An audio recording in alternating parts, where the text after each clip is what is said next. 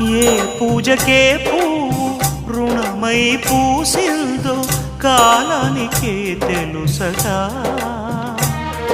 ఆ కాలం కనుమూస్తే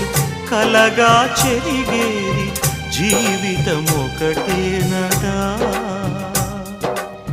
సవతిగా కాకుండా చెల్లిగా నన్ను చూసి తల్లిని చేశావుగా ఈ పారాణి పాదాలు సేవించినా గాని రుణమే తీరదుగా ఇది కలకాలమై ఉండగా